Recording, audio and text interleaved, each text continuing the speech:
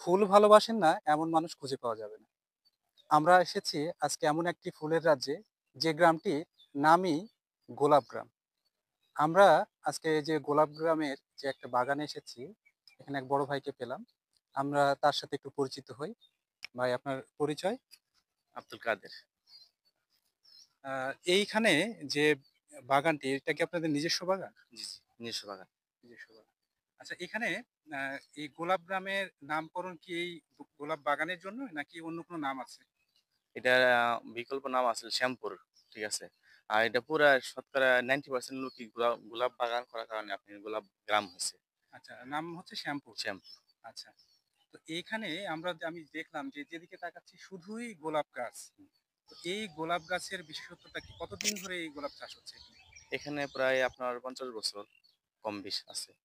তার মানে আপনারও জন্মের অনেক আগে থেকেই এখানে গোলাপ চাষ হুম, হচ্ছে। হুম। আসলে আচ্ছা, কালো দেখতেছি যে এখানে গোলাপ চাষ হতেছে। আচ্ছা। এখানে যে বাগানটা দেখছি এটা কি আপনার নিজস্ব বাগান? জি, জি। নিজস্ব বাগান। আচ্ছা। আপনাদের এখানে যে প্রতিদিন কি ফুল ফুল ওঠে না? প্রতিদিন ফুল ওঠে। আলহামদুলিল্লাহ। আমি যে বাগানগুলো দেখলাম সেই বাগানের তুলনায় আপনার এই বাগানে ফুলের চারা একটু বেশি দেখছি। মানে কলি বেশি দেখছি। তো এটার কারণ কি? এটা হলো আমি মনে করেন যে এটা আমি আগে কাটিং কাটছি। ঠিক আছে? ডিসেম্বর মাসের আগে নভেম্বর মাসে আমি আগে কাটছি এটা। এজন্য ফুলটা আমার আগে আসছে। ঠিক আছে? আচ্ছা, যাদের সাথে আসে নাই এরা পরে কাটছে। এজন্য পরে আসছে। আচ্ছা। তো আপনি কি পড়াশোনা করছেন? পড়াশোনার পাশাপাশি এই বাগানের দেখাশোনা নাকি এখন প্রফেশনালি এই কৃষিকাজের সাথে জড়িত আছেন?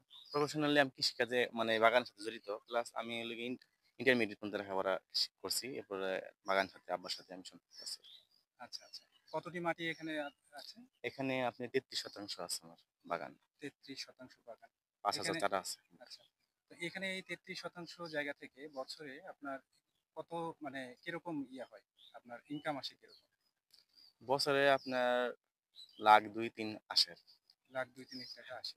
তো এই চারাটা তো আমি যতটুকু জানলাম, চারা মানে অনেক দিনকার, না? হ্যাঁ, জি, জি। অনেক কত দিনকার। বছরে একটা গোলাপ গাছের বয়স কত? আমার যে চারাগুলো আছে এগুলোর আপনার প্রতিটা চারারই বয়স আছে প্রায় আপনার ২০ বছরের প্লাস।